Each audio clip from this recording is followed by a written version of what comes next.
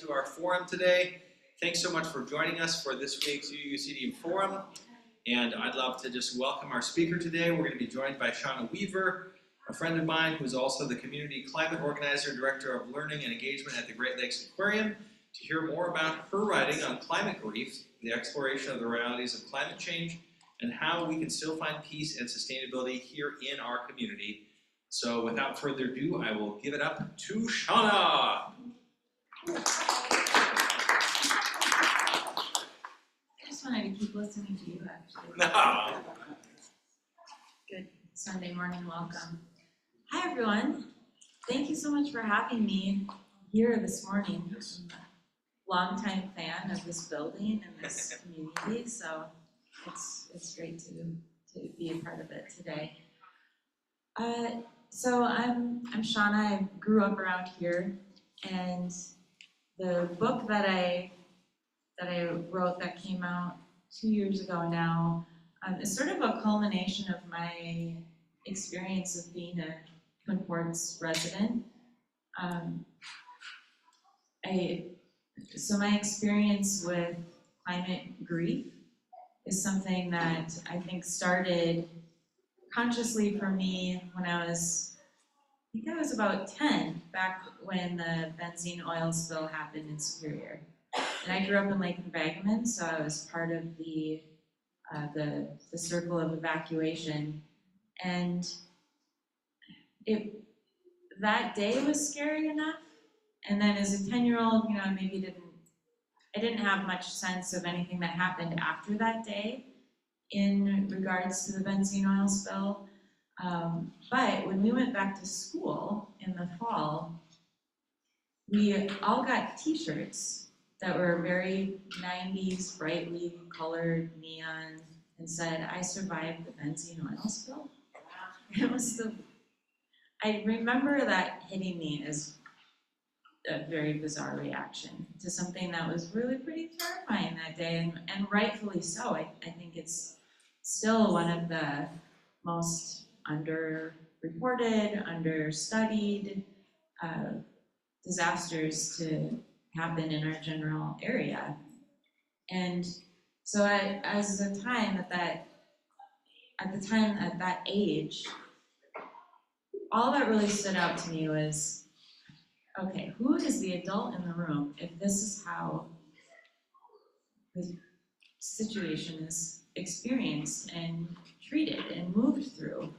And so it stood out to me that, when we start having these little inklings as a child and then early teenager growing up and looking around at the world and realizing we're doing something wrong. Something is very amiss in how we respond. And lately, I just cannot imagine what it must be like to be a child.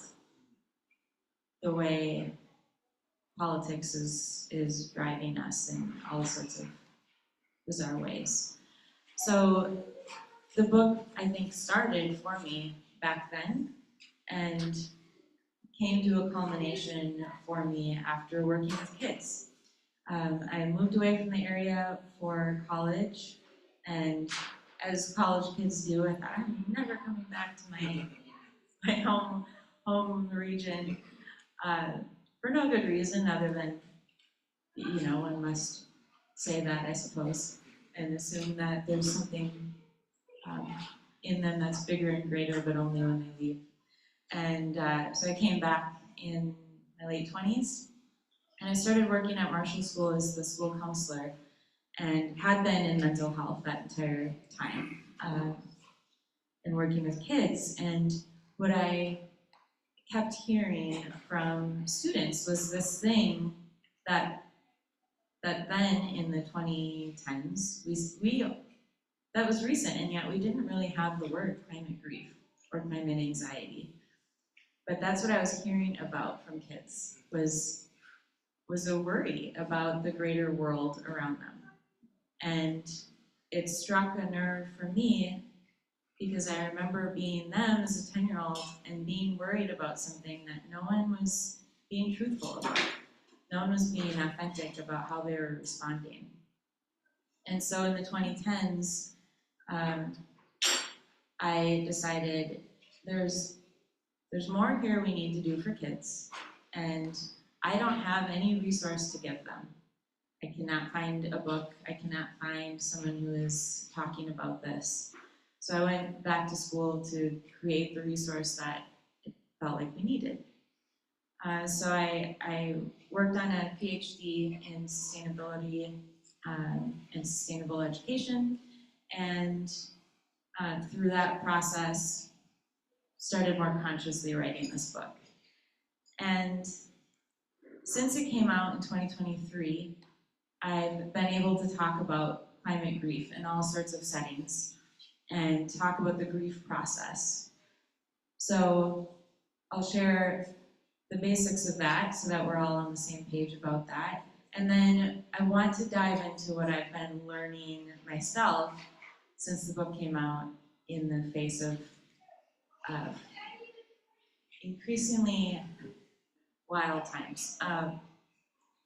So the grief process that we hear about, study in psychology programs, get little snippets of in the world in many ways is one that Elizabeth Kubler-Ross studied and identified in her work in the 70s and 80s mostly. She was a psychologist who studied death and the process of dying, especially the emotional side of it. And so she determined that the grief process is sort of a 5-stage thing that happens to us as we move toward loss that we know is coming. So in that process, we experience denial, and then we experience anger, and then bargaining, which basically means we go through this phase where we wonder, what can we still change? What do we still have control over? And what might lessen what is coming? And so I think all of us within the climate change acceptance troop who are working against climate change, we're hopefully always in bargaining in some way, because there is still more we can do. There are ways that we can mitigate or adapt, and there are ways that we can't, but it's important to always be searching for that. And so Elizabeth Kubler-Ross identified bargaining as a phase that we do move through, whether we're facing something that is definite, like our own death, or something that is more ambiguous, like climate change, or political situations. And then after bargaining, we move into sadness, and from there, acceptance. So she had this nice, clean, linear way. She very much understood it's not clean and linear, but for the ability to grasp what these phases are, I think it's important to first think about them in a linear way, about something that is, easier to encapsulate, like loss. But now, since Elizabeth Kubler-Ross's death, especially, much more work has been done to more deeply understand what we're dealing with after the groundwork she laid down. She had a student, David Kessler, who focused on a final stage that Elizabeth hadn't gotten to, and it was only after experiencing her death and the death of his own son that he realized there's more actually to grief than what we initially understood. Because with acceptance comes then the ability to do something. And so that phase he coined as meaning making, and that's the bulk of the book that I worked on, was that 6th stage. How do we get there, and what does it look like? And I think you're all in this community because you're making meaning out of life. You're doing the work that you're doing in your own lives around political activism or building community for your family, all of this that we do in a community, in an active civilization, is making meaning out of this life we have. And people who don't do that are those who then tend to experience depression, so much more anxiety that they struggle to overcome, loneliness, all of these things that we are fighting off consciously or subconsciously by being in community. And so that was at least 3 years ago what I was focused on when I was writing the book, was how to help ourselves and each other by meaning making. And then politics somehow got even weirder than they had been before. And now the conversations that I'm hearing in communities like this is, what about the anger that we are facing, that we are trying to communicate through, that we feel ourselves? And I realized I need to work harder at understanding too, and we all do, now need to realize, how does grief look once we've moved through to a space that we know the truth, and we are in a time where we all have our own personal griefs, big G, little g, losses that we've dealt with throughout life that we continue to carry with us. And I can explain that to a group of college students, give them the bad news that actually all of this that you felt in your life is coming with you. We know that at this point in our lives, but younger people don't. They experience the learning about the process of grief and think that they get to acceptance, and what that means is then it's done and you pack it away and you rarely think about it and you go on with life, and that's a learned lesson, and now you're on to the next thing. And once we get into middle adulthood, we realize it's all still there. And what we've learned with emotion regulation is how to carry anger about something, and also sadness about something else, and also somebody else's anger. And now here we are dealing with denial and anger from people who are stuck there. And that, I think, is the biggest maybe core of our current political problem, is that there is a large group of people who are terrified of the world around them, and then they are very susceptible to hearing lies as truth and the excuse to live in anger. And then there are many other people who are seeing that and don't know how to respond. And we're not going to solve this problem today, but it's what I've been sitting in, and I imagine what many of you are sitting in as well. And one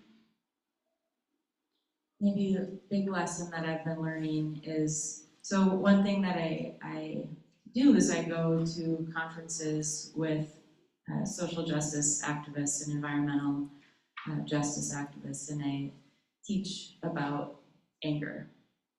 Because in those sectors, anger is one of our biggest personal problems, not because we shouldn't feel it, but because when we feel anger, the reason our body puts us in that is because we need an immediate, acute way through something. Anger is movement inspiring. And so when we feel it, usually it's a quick burst that moves us through something that is really otherwise very terrifying and could freeze us in place. But the problem right now, because we see so much anger around us, and anger tends to inflame anger in other people, right? So we feel ourselves getting sucked into somebody else's strong emotions. But then what that's doing to us psychologically is shutting down the front of our brain where all the math happens, where all the strategy happens, where all the forward thinking happens, and we lose access to it. And then we're really stuck. So with activists who need to be focused on strategy, but are right now focused on their own anger at the injustice of the world, they burn themselves out by not being able to think strategically, by reacting in ways that then make the problem worse. And then because they're not feeling any progress, they experience burnout and they leave the movement they're in. So one exercise that I've learned is how to feel. This is going to sound very silly and cliche. How to actually feel an emotion. And it comes out of years of science from different psychologists looking at emotion from a lot of different angles. And before, we hadn't used it in grief. And we're just starting to understand that actually, even with grief, which is all-consuming, taking it with you for the rest of your life, long-term and big, we still should approach it with a 90-second exercise in feeling. So we don't need to try it right now, but we could. Yeah. But Tell us. okay. All right. So we're gonna try this. We're gonna see how uncomfortable 90 seconds can be. But I think in the end it will also feel better. Let's either turn inward to ourselves or to someone next to you, either way, and think or reflect and talk about one particular emotion you're carrying into today that has been difficult. Sadness or anger or denial. Like, I imagine you are all very good at understanding when you're utilizing denial. Anxiety, whatever. Pick one. If you need to talk about it first, go ahead. I'll let you reflect on where you are for about 20 seconds. And then we'll try this 90-second tool.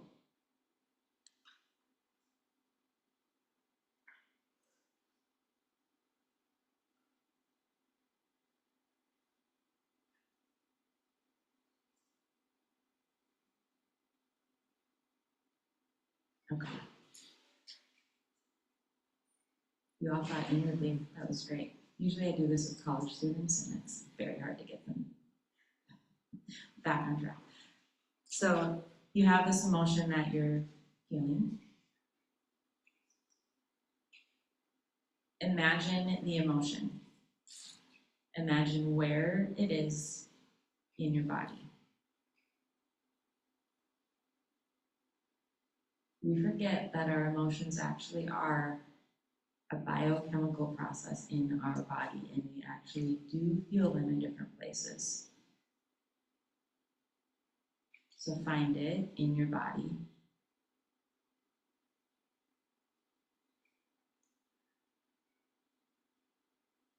If it is anxiety or anger, you might feel it somewhere toward the front of your body because it's trying to lead you forward into movement.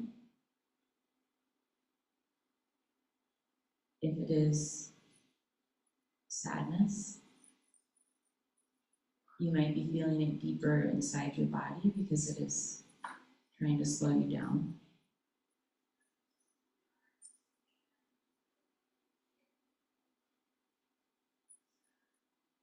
Maybe it's a feeling you're experiencing in your head, in some part of your brain.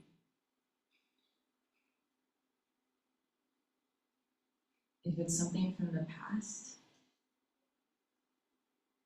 like regret,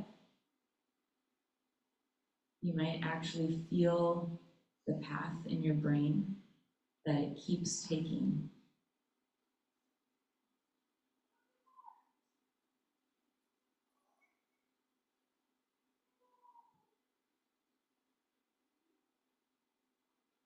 If you spend a minute and a half experiencing an emotion by connecting what it's doing in you physically,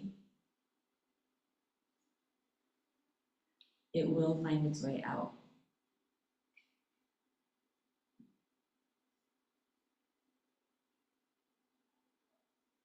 Decide if you want to let it stay in the part of your body it's in, or if you want to imagine yourself actually pulling it forward, outward, inward.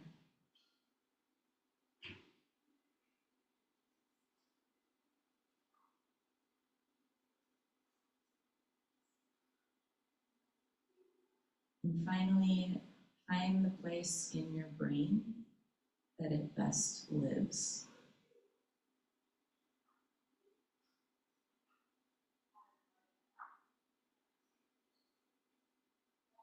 Physiologically, emotions only last 90 seconds. And they're informants for us. They're not necessarily meant to be something that we keep feeling consistently throughout the day. Of course it will come back, because probably it's something about a problem that doesn't just go away by thinking about it. That's okay. But where we get stuck is by judging what it is we are feeling. And if you're feeling anger, it's very easy for us to not actually listen to it and feel it, but let it compound on itself. And these emotions, these difficult emotions, are actually toxic in our bodies. So it's not wooey, magical thinking to realize that we create illness in our body by returning to anger, returning to regret or guilt or anxiety so often that cortisol, that biochemical response that we initially feel as an informant, we keep returning to it like a bad drug. We're unintentionally poisoning ourselves.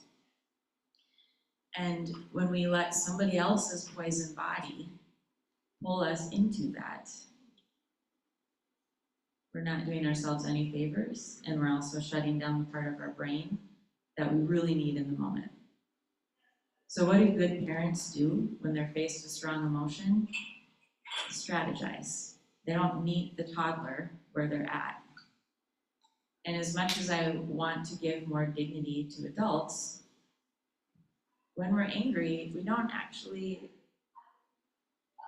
earning it, right? When we're using strong emotions as a reaction or as a personality trait, oh, thank you. Mm-hmm.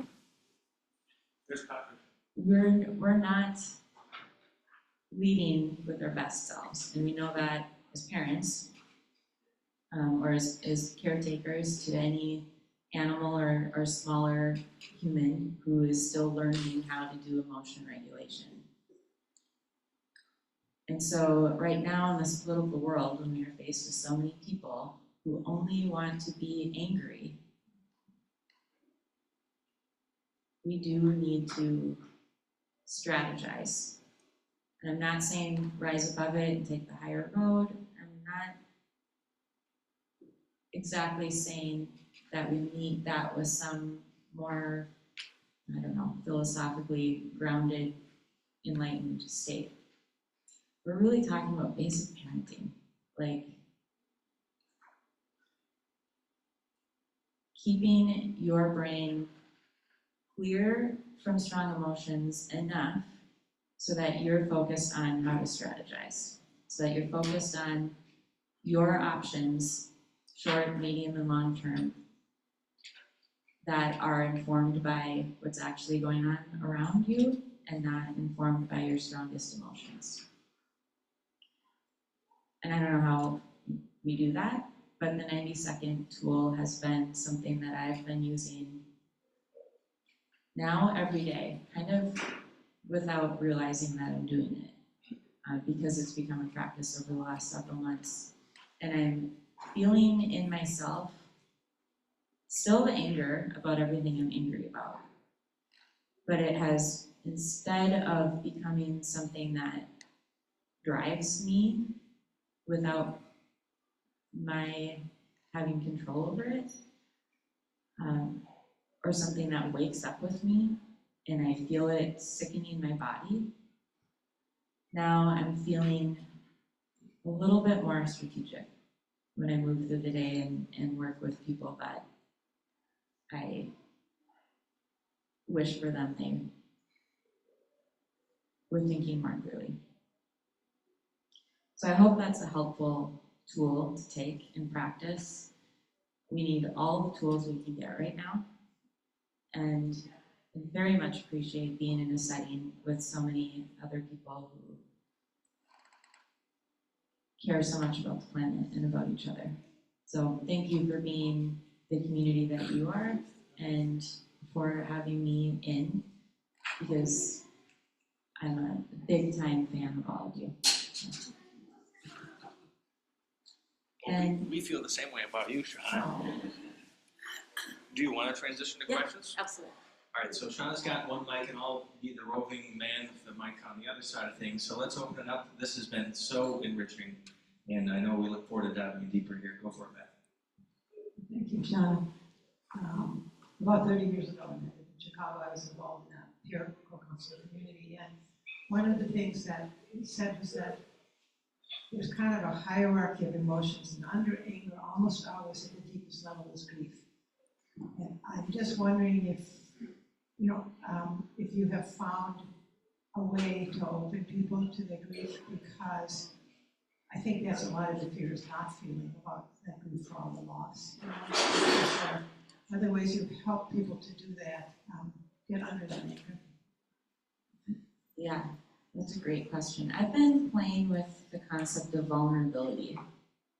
And in psychological terms, we think about vulnerability as, a way to show other people that we trust them. And if we can be vulnerable, then other people can be vulnerable. But the word also kind of suggests that we're opening ourselves up in ways that are dangerous. And so I think my challenge to myself has been to analyze why emotional vulnerability feels dangerous. I think it's a little bit because Midwestern culture has taught us that we shouldn't share with each other, and that emotions themselves are vulnerabilities. And I think we can challenge that. And so that's been where I let myself be open to people who it may seem dangerous because they're angry or they're on the other side of whatever issue it is we're looking at. But I have found, because I'm not willing to let their reaction to me wound me inside, because I know what I feel, I know what I know, and so I'm okay with maybe looking vulnerable. It doesn't actually feel dangerous to me, to just bring my truth into it. And so what that has done is sitting down next to somebody and looking out at the situation from the same vantage point, instead of having the thing be in the middle of us. And I think when they see that underneath maybe my anger or my opinion is something deeper, is a grief, is a sadness, and there's a story to it, then they realize they have a story to it. I was recently at a high school reunion and talking with someone who I knew from Facebook that we don't like each other. And but I hadn't otherwise had an interaction with him in, I don't know, 20 some years. And we had a moment of, hey, we actually shared the same thing that hurt us as middle school kids. And we've just taken different roads away from it. But our core still has the same wound. And then I've chosen not to look on Facebook at his whatever since then. So I don't know if it did anything different outwardly for him, but there was a moment that I think we both realized, yeah, there's a lot of depth underneath our behavior. And that was enough for them and for us to move on in the evening and enjoy each other. And so I think it's a good way to visualize the strong emotions as things that really become mountains within us. And some become no longer accessible. And if we can realize that about ourselves, we can realize that about other people, that the tools that they could be taking from their emotions, they've really buried. And that's the other piece to emotional sharing and vulnerability that's so important, is if we can model it, then we can help other people start to practice that and realize that vulnerability is actually a really good strength to have.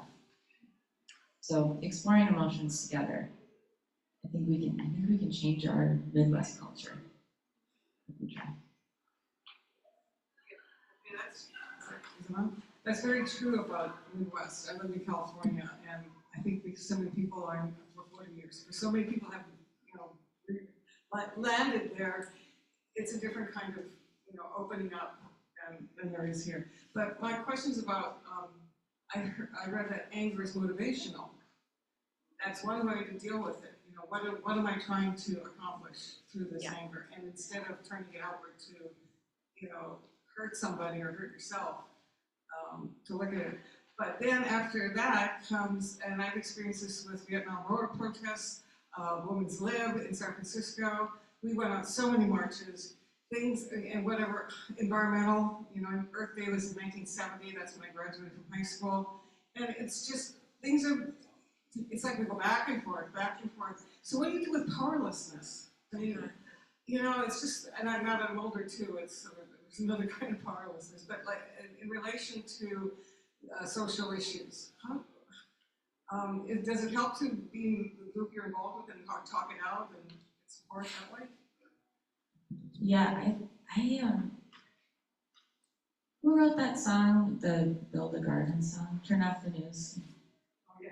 And I think that song really kind of nails it. The idea that, yep, we are powerless in a lot of ways, but there is something we can do locally. And while that feels maybe unhelpful in a bigger picture, something that I appreciate about Facebook lately is all of the stories coming out about World War II and the activists that were doing things that nobody knew about at the time. There's a scientist who realized that he could, he was a pharmacist, I think, and he would give vaccines that would make people test positive for, was it typhus? But they didn't actually have a disease, they just tested positive, and then the Nazis would not invade that city because they were afraid that there was an outbreak. And things like that everyone was doing. and they had no idea that their neighbors were doing something too. And so the more we can communicate with each other about the little things we're doing, I think we are actually becoming more and more powerful with seemingly small, seemingly insignificant actions. They're solving the problem, and also they are using that grief inside us for movement. And that's what anger is, right? It's this energizing power that if we use it, then we can help it feel toned down and moved through our body.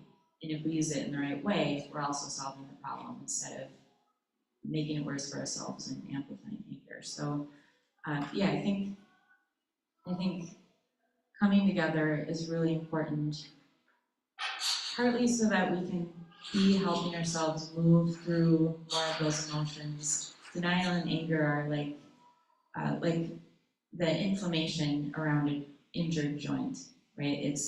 You can't touch it, it hurts so much because it's so raw. And that's exactly what denial and anger are doing, is protecting ourselves from the world around us. And those other emotions that come after us, after that, are where we start to heal. And we need to make sure we stay there. We need to reach out to other people if we are feeling too raw. Because physiologically, that's what our body needs, and strategically, it's what the world needs. And the point of acceptance is not to feel better about the fact that everything sucks, but because we need to be in truth in order to strategize accurately. And when we're not living in the truth, then we're not being very strategic or helpful. So the helplessness, I think, yeah, it comes out of the truth of the gravity of our situation. And that's fair to feel. And don't run away from it, I think it's okay to know the truth. But it's also, part of the truth is understanding that every little thing we do is part of a mathematical equation. Thank you. The emotions, feelings that you talked about, I've had them all. Denial, hopelessness, and anger. And I can deal with that. I know that the anger will pass about it. I've seen pollution and mining and destruction of our environments, climate's changing. But the one that eats at me, and I think eats at many people, I would use the word resentment.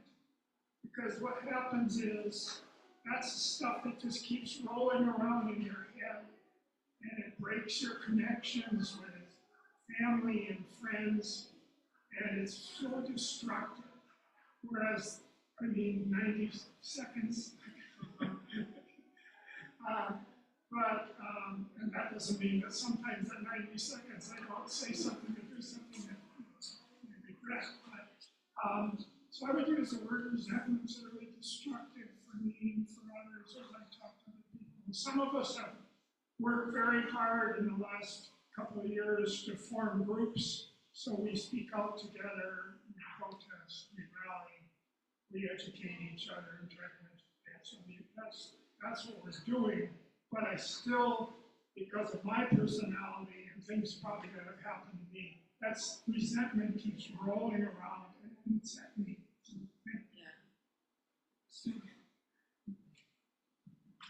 Yeah. That is the hardest part about this world we live in, is resenting that other people can't seem to put love first. And that's all we can keep doing, is responding to our family and acquaintances and people we see with radical love. And I feel resentment every day too. Very humanizing. This is a question here online from Janet, and she's curious, Shawna, is it possible that sadness drives anxiety in your understanding? Does sadness drive anxiety?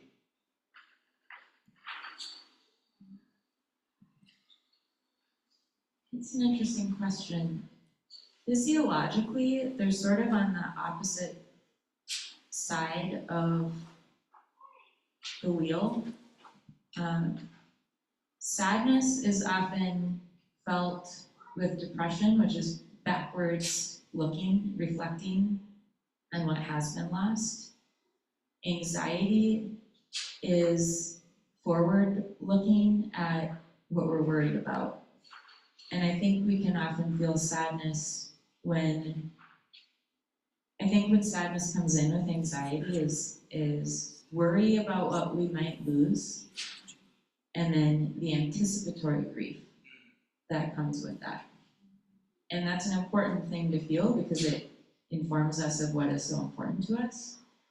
And it's also when anxiety, it's one of the ways anxiety can become debilitating because sadness slows us down and anxiety speeds us up. So yeah, I think the anticipatory grief around things that we worry about has a little effect of maybe Red Bull and beer put together. Go for it, Will. I'm curious to know if you think there's, you look at our society as a whole and our world community, is there really any more grief or anxiety or frustration now than there ever has been in the world? I mean, we've gone through wars, we've gone through tragedy, world depressions. There's always something that we're facing. What's different now? Yeah, I think so. Media is I wonder if before our population really boomed, looking back many hundreds of years, what the emotional experience of life was like. I think if we really look big picture, way back in our evolution, we were closer to the truth than we are now and have been for a long time.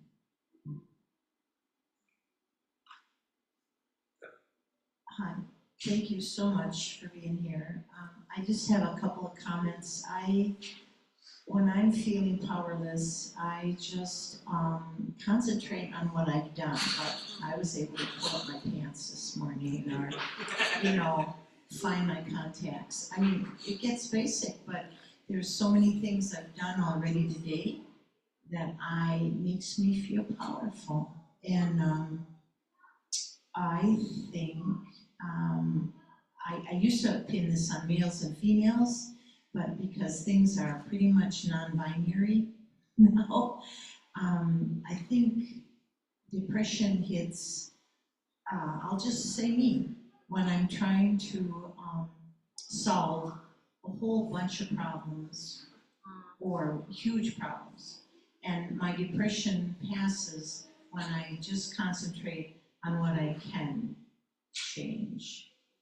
And I used to pin that on males and females. I thought there's more depression in females because they tend to multitask and look at a whole bunch of things.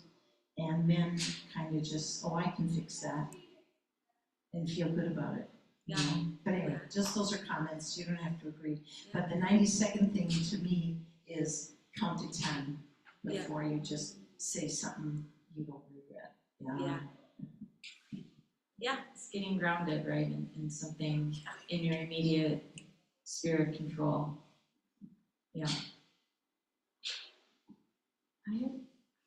I was wondering if your book is still available and where we might find that. Oh, you have it. So I was listening on my way in and came in late in person, so I may have missed that offering. No, thank you. I have a few copies here for $20, Venmo or cash or check. And then Zenith always has copies. They have been the most supportive. Vickers often has copies, and you can order it from there also. Barnes and Noble always has had copies and can order it.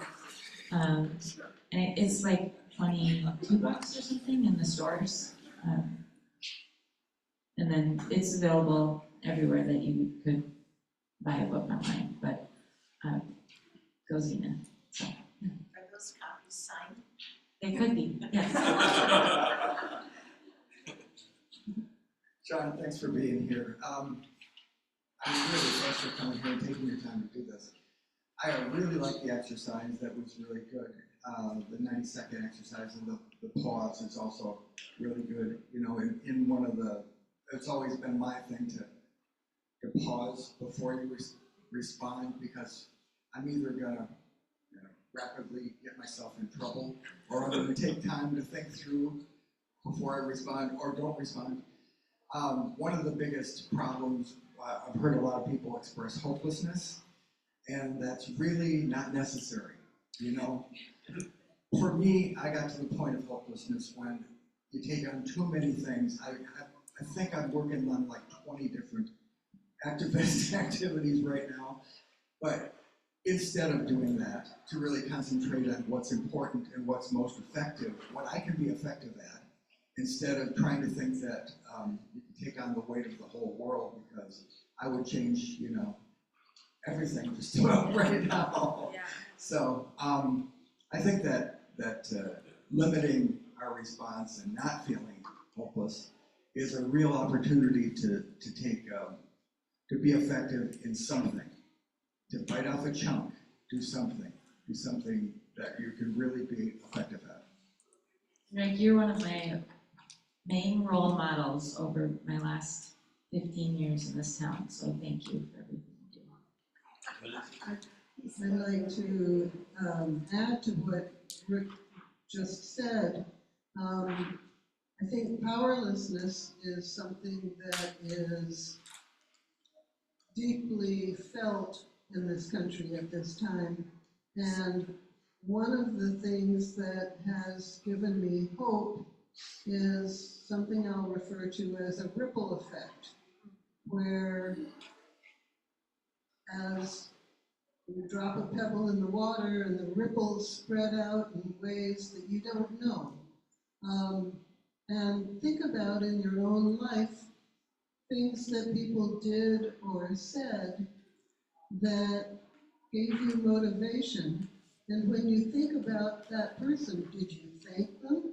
Did that mean anything? No, it's oftentimes words or deeds that were very minor at the time that somehow struck you in a way that made a real difference. And so I think all of us, if we can only have faith that our showing up or speaking kindly or doing some small gesture somewhere, at random acts of kindness that people may never know that you did.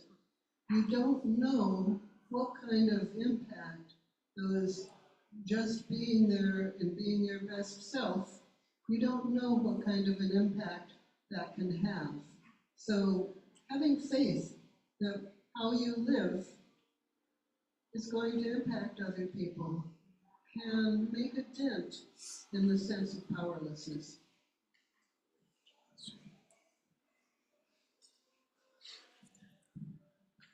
We are at time, and I know that there's more conversation to be had, but is there anything that you'd like to say in closing, Shawna? And then I have a couple of invites too.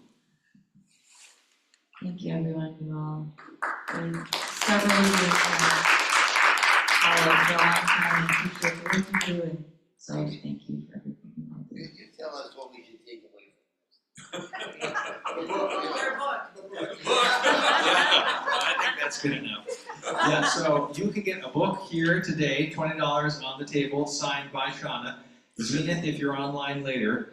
And I did want to invite one other thing that Shawna and I have been collaborating on for anyone that's interested. We have rebooted the Twin Ports Green Drinks community. So it's for, sustainability, environmental, climate professionals, but really anyone's welcome. It's the third Tuesday every month, so it's going to be this week, Tuesday, 4 to 6 at Mint Paddle. And we'd love to create more space and chance to connect and network. So feel free to get that word out to anyone else in your world, especially in those careers. And the other big thing that I'll say before closing with just one more exultant round of applause for your wisdom is that next week we'll have a forum from our very own Tom Betts, who's going to share an update around his work with youth and taking them flying, kind of in more kind of airport areas around here. So come back and find out more about Tom's work next week. But for today, let's give a huge UUCD round of applause for all of you. Thank you so much.